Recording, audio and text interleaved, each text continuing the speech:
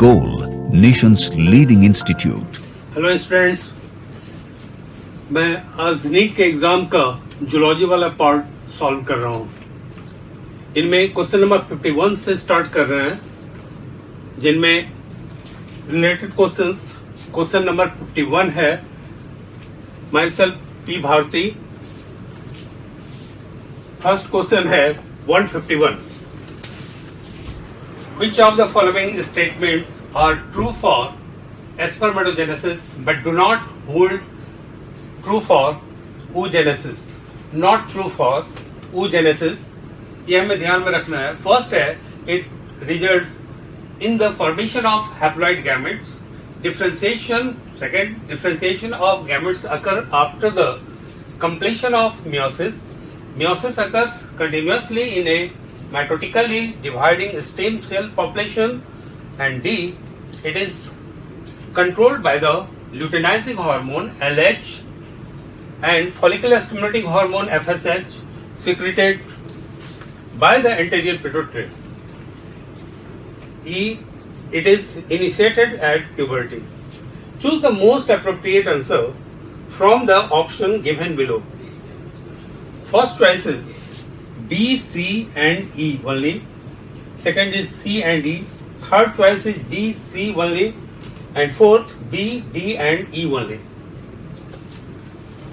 In fact, इसके तहत हमें देखना है कि जो स्पर्मेटोजेनेसिस के लिए स्टेटमेंट ट्रू हो और do not hold true for oogenesis, oogenesis के लिए ट्रू नहीं हो, ऐसे केसेस को चुनेंगे तो हम देखते हैं हमारे आंसर होंगे it results in the formation of haploid gametes.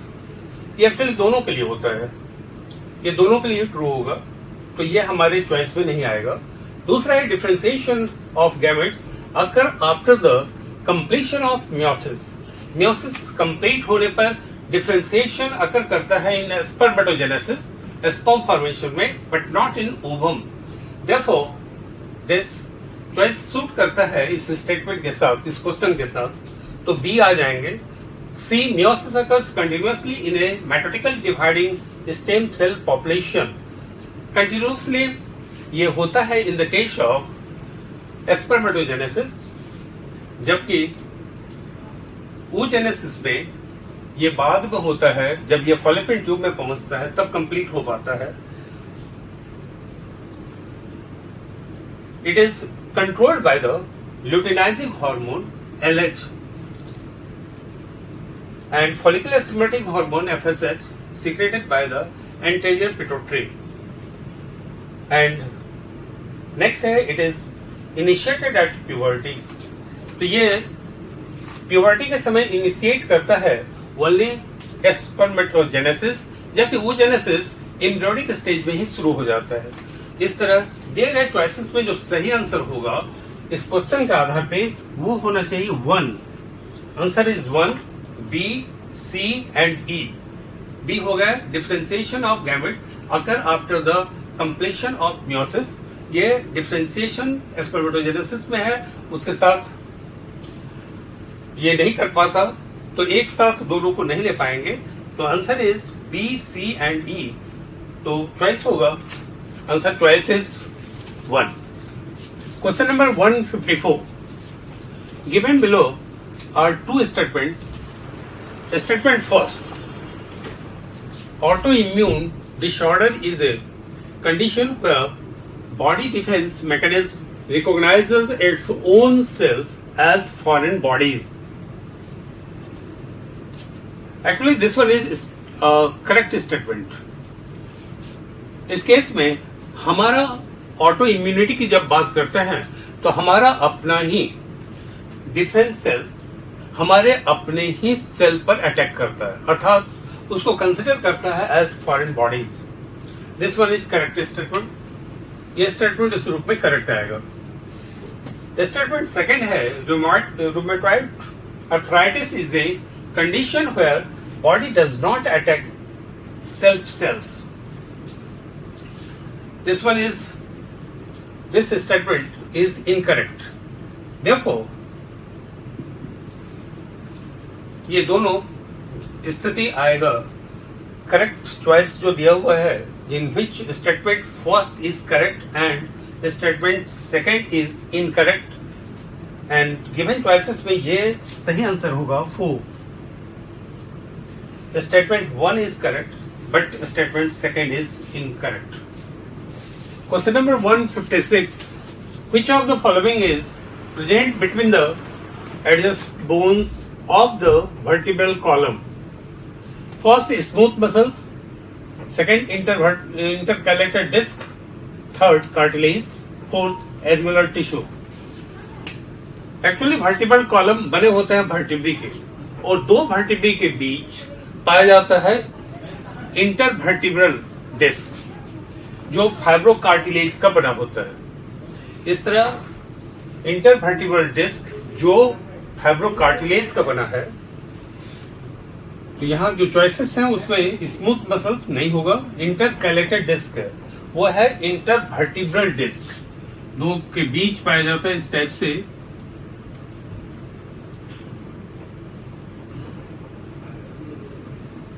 ये दो वर्टिब्री है और इन दो वर्टिब्री के बीच पाया जाता है इंटरवर्टिब्रल डिस्क.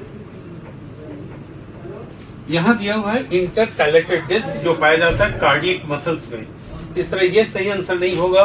ये इंटरवर्टिब्रल डिस्क बने होते हैं फाइब्रोकार्टिलेज का. Therefore answer is this cartilage. Answer is 3. Cartilage के बने होते हैं. दो वर्टिब्रल कॉलम में दो बोन्स को आपस में जोड़ने वाले ये इंटरवर्टिब्रल डिस्क है, made up of fibrocartilage. Question number 157. Identify the microorganism which is responsible for the production of an immunosuppressive molecules, cyclosporin A. और ये जो माइक्रो ऑर्गेनिज्म देता है साइक्लोस्पोरिन ए, ये आता है फ्रॉम ट्राइकोडर्मा पॉलीस्पोरम. तो सही आंसर होगा this trichoderma polysporum. Answer is question number 157 का आंसर होगा 2 ट्राइकोडर्मा पॉलीस्पोरम, जिससे मिलता है मॉलिक्यूल दिस साइक्लोस्पोरिन ए जो इम्यूनोसप्रेसिव मॉलिक्यूल्स है. ये देने वाले माइक्रो ऑर्गेनिज्म का नाम trichoderma polysporum. Question number 159. Which of the following is not a connective tissue? इस केस में है is not a connective tissue. Choices हैं neuroglia, blood, adipose tissues and cartilage. इनमें से कार्टिलेज सपोर्टिंग कनेक्टिव टिश्यू में आता है. एडिपोज टिश्यूज ये भी लूज कनेक्टिव टिश्यू में है. ब्लड फ्लूइड कनेक्टिव टिश्यू में आता है. और न्यूरोग्लिया ये न्यूरल टिश्यू में पाया जाता है जो न्यूरॉन को सपोर्ट करता है, इंसुलेशन बनाता है. वहां इवन फाइगोसाइटिक इन नेचर भी है.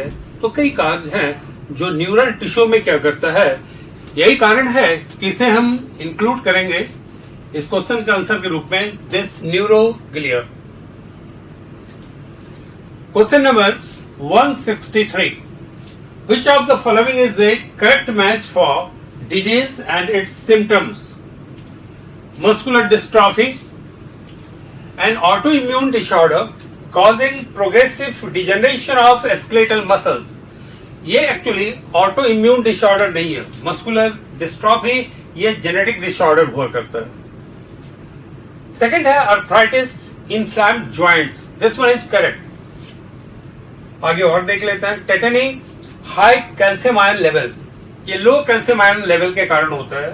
And myasthenia gravis, this one is auto immune disorder.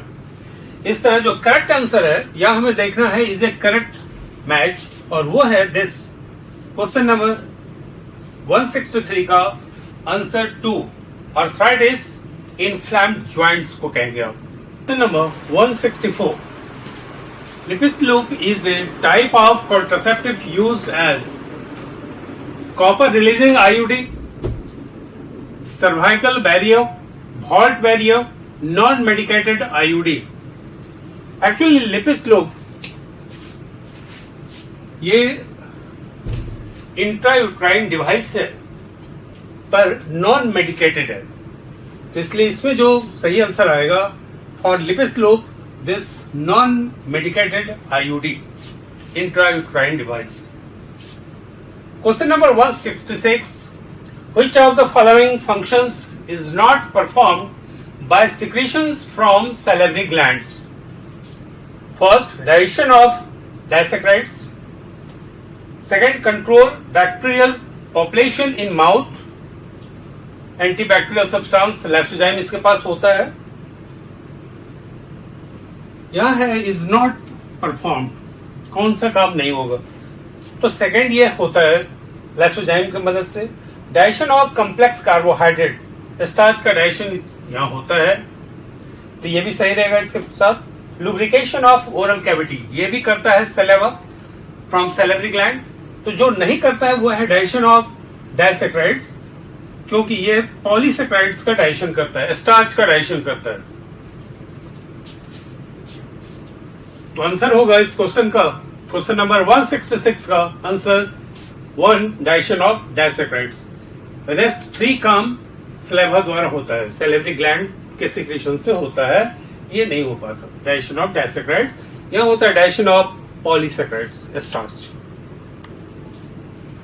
Question number 167, in which of the following animals digestive tract has additional chambers like crop and gizzard?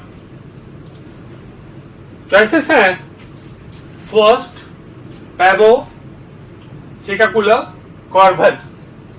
ये तीनों होते हैं birds. Second choice में Corvus है, Columba है, ये दोनों birds हैं, एंड कैमेलियन है, रेप्टाइल्स। थर्ड है बुफो, बेलांटेरा एंड लैंगेरस, इसमें वेरिएशन आ गया। फोर्थ है कटला जो फिश है, कोलंबा बर्ड्स हैं, क्रोकोडाइलस रेप्टाइल्स है। तो वो सेट जिसमें additional chamber crop and gizzard के रूप में होगा वो पाया जाएगा। चॉइस फर्स्ट जिसमें Pavo, Psittacula and Corvus all 3 are birds, इनमें पाया जाता है both crop and gizzard. Therefore answer of this question is first. Question number 168, given below are 2 statements. One is labeled as assertion A and the other is labeled as reason R. Assertion A, osteoporosis is characterized by decreased bone mass and increased chances of fracture, and this one is correct. Whereas reason R, common cause of osteoporosis is increased level of estrogen, this one is wrong. तो ये assertion इसका correct है but reason गलत है। इस तरह देखेंगे, in the light of the above statement, choose the most appropriate answer from the option given below.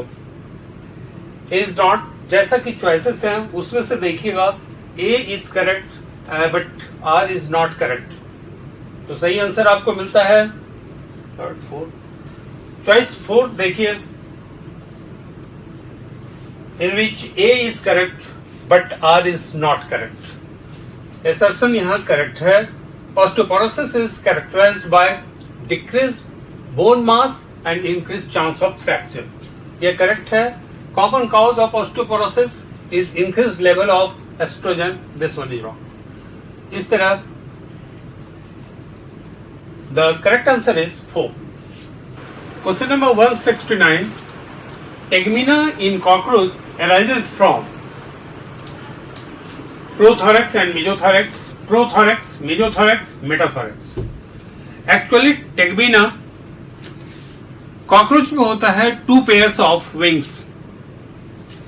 जो फर्स्ट पेयर है वो एराइज करता है फ्रॉम मीजोथोरैक्स और ये प्रोटेक्टिव इन नेचर है, जो मेटाथोरैक्स से जुड़ा हुआ ट्रू विंग्स को प्रोटेक्ट करता है और इसे टेगमीना भी कहते हैं। इस तरह टेगमीना जो फर्स्ट या 4 विंग्स के रूप में जाना जाता है, arises from mesothorix. Therefore answer is 3.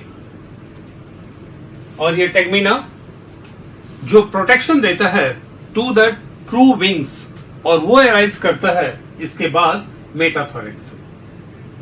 तो टेगमीना arises from mesothorix. Question number 170. Given below are 2 statements. One is labeled as assertion and the other is labeled as reason. Or assertion है all vertebrates are chordates but all chordates are not vertebrate. ये correct statement है. All vertebrates are chordates. Chordata phylum है जिसके तहत सब phylum है वर्टिब्राटा। तो सारे वर्टिब्रेट्स कॉर्डेट्स होते हैं, लेकिन सारे कॉर्डेट्स वर्टिब्रेट नहीं होते। जिनमें वर्टिब्रल कॉलम नोटोकॉर्ड बदल जाता है इनटू वर्टिब्रल कॉलम, वो कहलाता है वर्टिब्रेट। दूसरा रीजन है इसका, notochord is replaced by vertebral column in the adult vertebrates. ये भी करेक्ट है, और वो रीजन है उसका ए का। इस तरह सही आंसर इसमें होगा this both A and R are correct and R is the correct explanation of A. उस रूप में देख लें, पहला A is not correct but R is correct नहीं होगा। Both A and R correct and R is the correct explanation of A.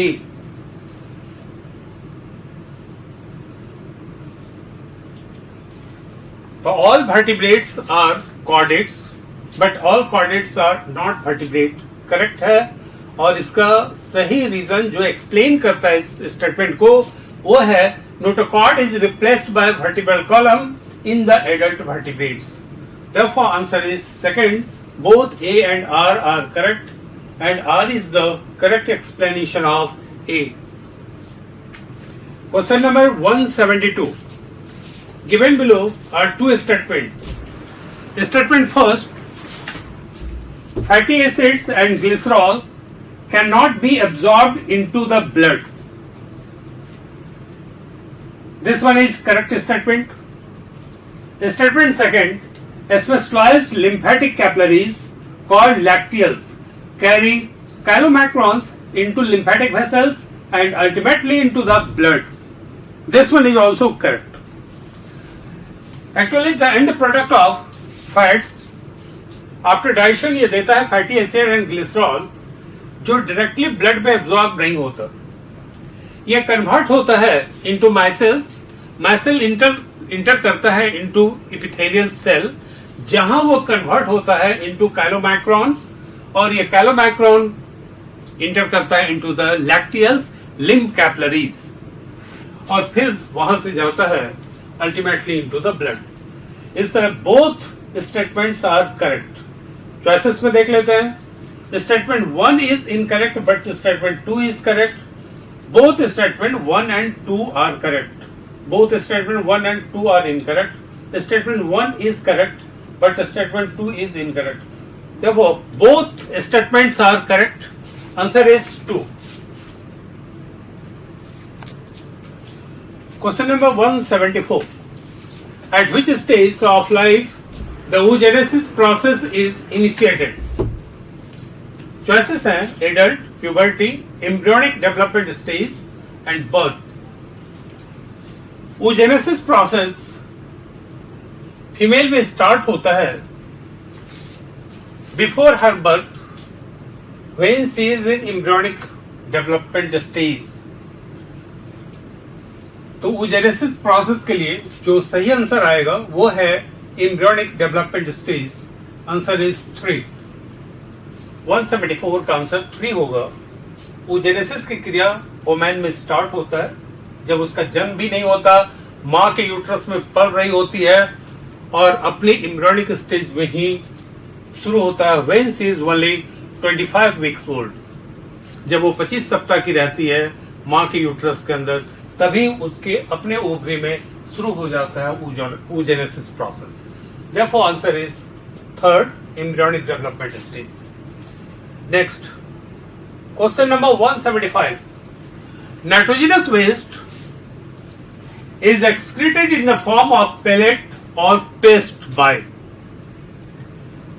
pellet या paste के रूप में ये निकलता है from this pavot।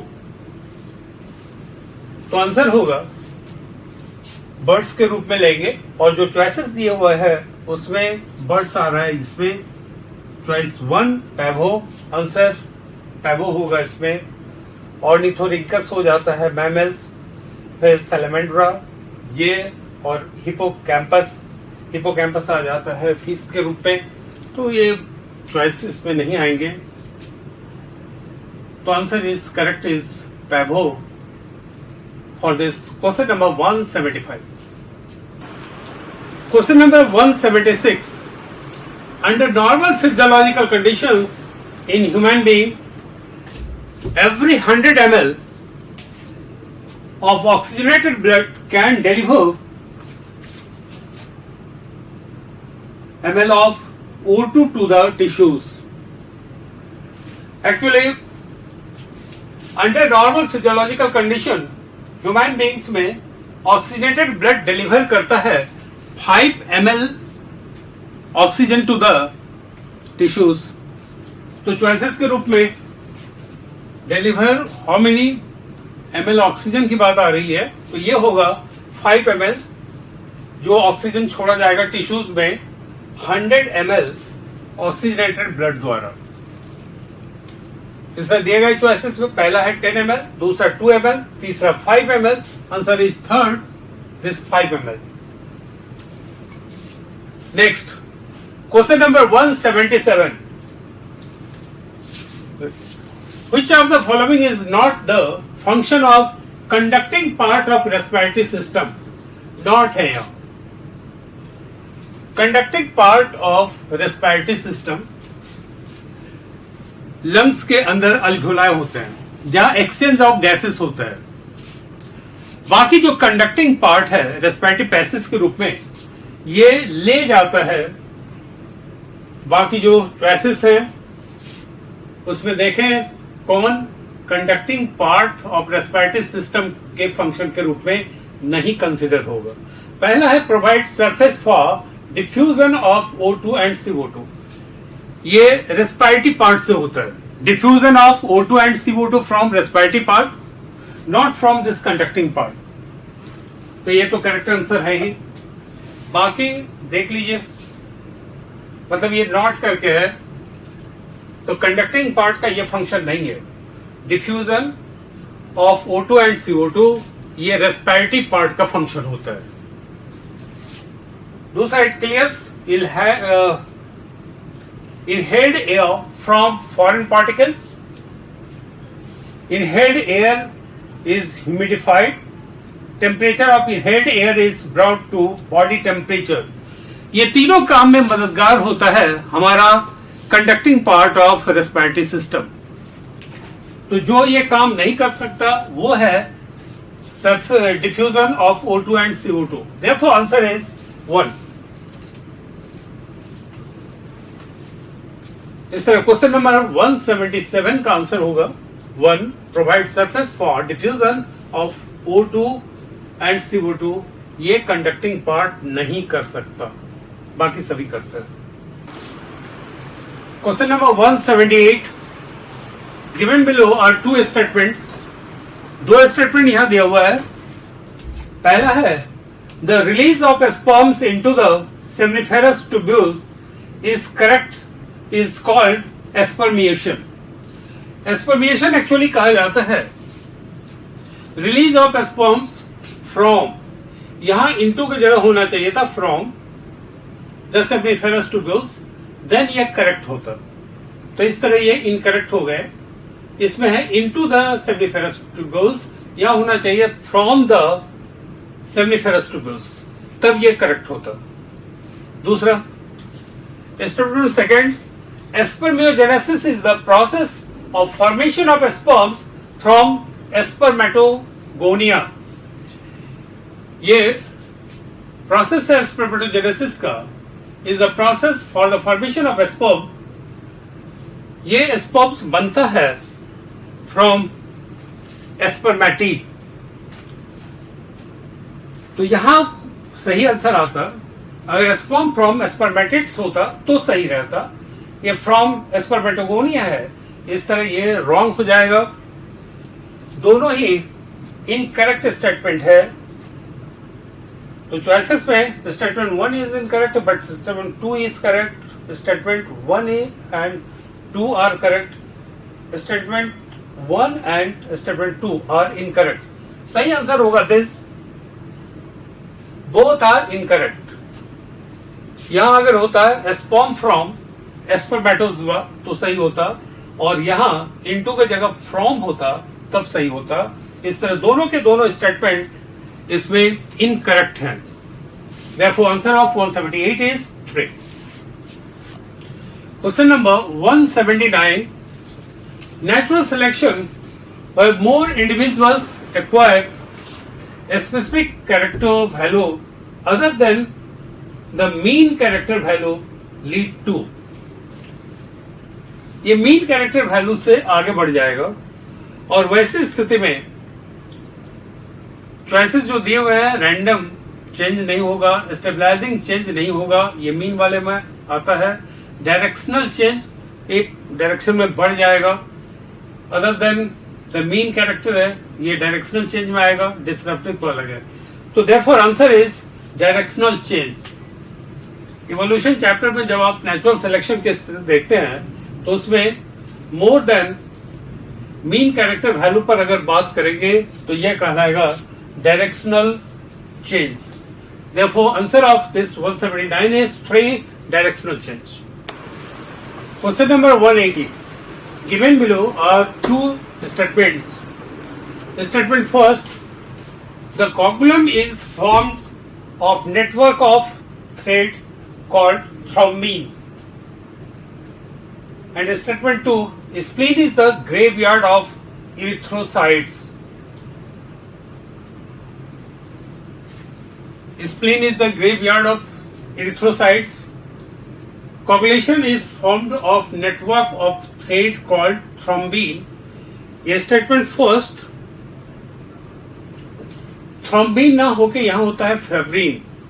फिब्रिन के नेटवर्क से बनता है, थ्रेड फिब्रिन कहलाता है, और स्प्लीन ग्रेवयार्ड ऑफ आरबीसी के नाम से जाना जाता है।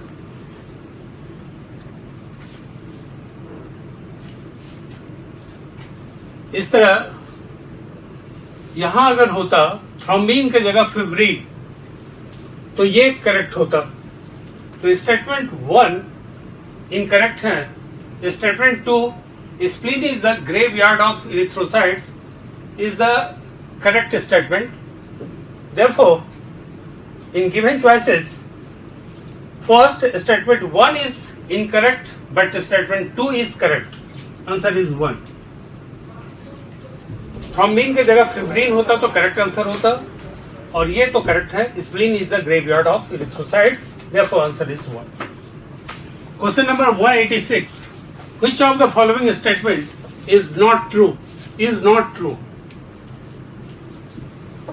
Flippers of penguins and dolphins are a pair of homologous organs. ये wrong है ही। Analogous structure are a result of convergent evolution is correct. Sweet potato and potato is an example of analogy. This one is also correct. Homology indicates common ancestry is correct. ये तीनों statement correct है। यहां हमें चुनना था is not correct, not true. Therefore, answer is first, flippers of penguins and dolphins are a pair of homologous organ. इसका origin same नहीं है, therefore this one is not true. Answer is 1. Question number 187. Which of the following statement is correct? पहला है increased ventricular pressure causes closing of the semilunar valve. Actually जब ventricular pressure बढ़ता है तो opening होता है सेमिलुनर वाल्व का, blood जाता है pulmonary artery and dorsal aorta में। इस तरह यहां है क्लोजिंग, तो ये गलत हो गया, हमें करेक्ट खोजना था। नेक्स्ट है the atrioventricular node AVN generates an action potential to stimulates atrial contraction. ये जनरेट होता है from SAN sino auricular node, तो ये भी गलत हो गया। थर्ड है the tricuspid and bicuspid valves open due to the pressure exerted by the simultaneous contraction of the atria. लेकिन ये पहले ही खुल गया रहता है at the time of joint diastole. Fourth choice है blood move freely from atrium to the ventricle during joint diastole. Therefore, correct answer is 4. Blood moves freely from atrium to the ventricle during joint diastole. Question number 189. Select the incorrect statement with respect to acquired immunity. हमें यहाँ incorrect statement देखना है। First है acquired immunity is non-specific type of defense present at the time of the birth. ये acquired immunity non specific type of defence present at the time of birth is incorrect. तो ये incorrect तो already मिल गया है, बाकी देख लेते हैं। Primary response is produced when our body encounters a pathogen for the first time is correct. Anamnestic response is elicited on subsequent encounters with the same pathogen, also correct.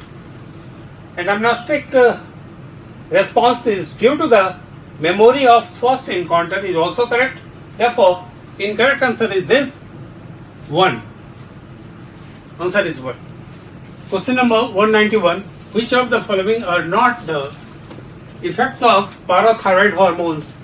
Actually, parathyroid hormones का इनमें से दिए गए choices में से कौन सा function नहीं होगा? आर नॉट करके है, इसलिए इसमें देखेंगे हम लोग। ये है stimulates the process of bone resorption, ये इसका काम होता है। Decreases calcium ion level in blood, ये इनको इंक्रीज करता है। उसी तरह सी है reabsorption of calcium ion bye renal tubules is correct, ये इसके फेवर में है। डी है decreases the absorption of calcium ion from digested food, इसको ये इंक्रीज कराता है, इनहांस कराता है। इस तरह एक ये आ गया, बी डिक्रीज की जगह यहाँ इंक्रीज होता, डी आ गया, इसमें डिक्रीजेस की जगह इंक्रीजेस होते, और ई है इंक्रीजेस मेटाबॉलिज्म ऑफ कार्बोहाइड्रेट, ये भी इसके विपरीत जा रहा है। इसलिए नॉट इफेक्ट के रूप में जो आंसर आएंगे वो आ जाएगा 3, जिसमें बी, डी एंड ई ये तीनों are not the effect of parathyroid hormone. ये पाराथायराइड हार्मोन का इफेक्ट नहीं है, उसका काम नहीं है। Therefore answer is 3। Question number 192. Match list 1 with list 2. List 1 bronchioles, dense regular connective tissue. इनमें लिस्ट 1 को कंपेयर करना है या उससे जो मैच करने वाले हैं लिस्ट 2 का, उसे देखना है हमें। इसमें ब्रोंक्यूल्स हैं, दिए गए क्लासेस में dense regular connective tissue, loose connective tissue, glandular tissue and ciliated epithelium है। ब्रोंक्यूल्स में पाया जाता है सिलिएटेड इपिथेलियम, तो ब्रोंक्यूल्स के लिए ये मैच करा सकते हैं। गॉबलेट सेल ये ग्लैंडुलर टिश्यू है, ग्लैंड के रूप में गॉबलेट सेल पाया जाता है। Tendon dense connective regular connective tissue से बनता है, and adipose tissues is example of loose connective tissue. इस तरह मैच कराने पर ब्रोंक्यूल्स के लिए हो जाएगा 4। चॉइस 2 में ए है 4, B 3 goblet cell 3, C 1 tendon 1 dense regular connective tissue and D 2। तो जो करेक्ट मैच कर रहा है वो है आंसर 2। तो लिस्ट 1 और 2 को एक साथ कौन किससे जुड़ा है मैच करा के देखना हो तो सही आंसर हमें मिलता है 2। Question number 194, select the incorrect statement regarding synapse. देखना हमें इनकरेक्ट स्टेटमेंट्स में impulse transmission across the chemical synapse is always faster than that across an electrical synapse. Actually electrical synapse faster होता है than the chemical synapse. तो ये तो incorrect है ही, 1 is incorrect. आगे देख लेते हैं. The membranes of presynaptic and postsynaptic neurons are in close proximity in an electrical synapse. Is correct. इसमें gap नहीं होता. Third, electrical current can flow directly from one neuron into the other across the electrical synapse. Is right. Chemical synapses use neurotransmitter. ये भी correct है. इस तरह incorrect हमें खोजना था and that incorrect answer is 1. Impulse transmission across a chemical synapse is always slower than the electrical synapse. यहाँ faster है इसलिए आंसर इनकरेक्ट स्टेटमेंट के रूप में फर्स्ट होगा. Question number 198, match list 1 with list 2. इन दोनों के बीच मैच करना है, उस आधार पर चॉइस देखने हैं. तो चॉइस में देखेंगे जैसे डायफ्राम का संबंध होता है, इनमें से देखेंगे डायफ्राम ये कवर करता है सर्विक्स को. रिप्रोडक्टिव हेल्थ में इसकी बात आती है. डायफ्राम का इस्तेमाल होता है सर्विक्स को ब्लॉक करने में ताकि एंट्री ऑफ स्पर्म बंद हो जाए. उसी तरह बात कर सकते हैं कॉन्ट्रासेप्टिव पिल्स इनहिबिट करता है ओवुलेशन एंड इम्प्लांटेशन को. इंट्रायूट्राइन डिवाइस जिसे वेजाइना के अंदर लगाया जाता है, दिस इंट्रायूट्राइन डिवाइस ये इंक्रीज कराता है phagocytosis of sperm with in uterus. D है लैक्टेशन एमेनोरिया. ये absence of menstrual cycle of ovulation following parturition वाली स्थिति में लैक्टेशन एमेनोरिया की बात अगर की जाती है तो वैसे स्थिति में इस समय मेंस्ट्रुअल साइकिल ही रुक जाता है, एब्सेंस होता है, जिससे पार्चुरेशन होने का कोई चांस नहीं होता. तो इन चॉइसेस को ध्यान में रखकर अगर बात करें तो ए का सही आंसर होगा दिस 4. ए का 4 हमें 2 और 3 में मिल रहा है. देन बी कॉन्ट्रासेप्टिव है, 1 होगा. बी का 1 दोनों में है. सी का इंट्रायूट्राइन डिवाइस, सी का 3 या 2 है. इंट्रायूट्राइन डिवाइस ये 2 आएगा. देन सी का 2 एंड डी का 3. Lactation amenorrhoea is 3. The answer is this. इस तरह इन दोनों को मैच कराना हो तो इसके दिए गए ऑप्शंस में से करेक्ट आंसर है 3 और इस तरह ये मैच करेंगे. Question number 200, match list 1 with list 2. List 1 biological molecules like glycogen, globulins, steroids, thrombin, and list 2 biological functions, hormones, biocatalyst, antibody, storage product. इन दोनों लिस्ट को मैच कराना है तो ग्लाइकोजन अगर मैच करा के देखें तो ग्लाइकोजन ये स्टोरेज प्रोडक्ट के रूप में इस्तेमाल होता है. ग्लूकोज कन्वर्ट होता है ग्लाइकोजन में, स्टोर्ड हो जाता है into the liver cell. Globulin ये एंटीबॉडी के लिए एंटीबॉडी बनाने में यूज होता है. स्टेरॉइड्स इसका संबंध होता है हार्मोन्स, स्टेरॉइड्स हार्मोन्स हुआ करते हैं. थ्रोम्बिन ये बायो कैटालिस्ट के रूप में काम करता है. दिए गए चॉइसेस में जो ऑप्शंस हैं उसमें पहला है ए का 4 ग्लाइकोजन, ए 4 स्टोरेज. बी का 3 दिस 3 इज करेक्ट. सी का 1 स्टेरॉइड्स हार्मोन्स के रूप में एंड डी थ्रोम्बिन ये बायोकैटालिस्ट के रूप में. इस तरह आंसर हमें मिल जाता है दिए गए ऑप्शंस के आधार पे, मैच कराने पे आंसर आता है option first. Therefore answer is first. Okay, इस तरह जूलॉजी से रिलेटेड जो क्वेश्चंस थे नीट का, इस तरह हम सॉल्व कर सकते हैं, या जो आंसर आपके सामने आया है वो आप देख सकते हैं। रेस्ट आप सब अच्छे से एग्जाम दिया होगा।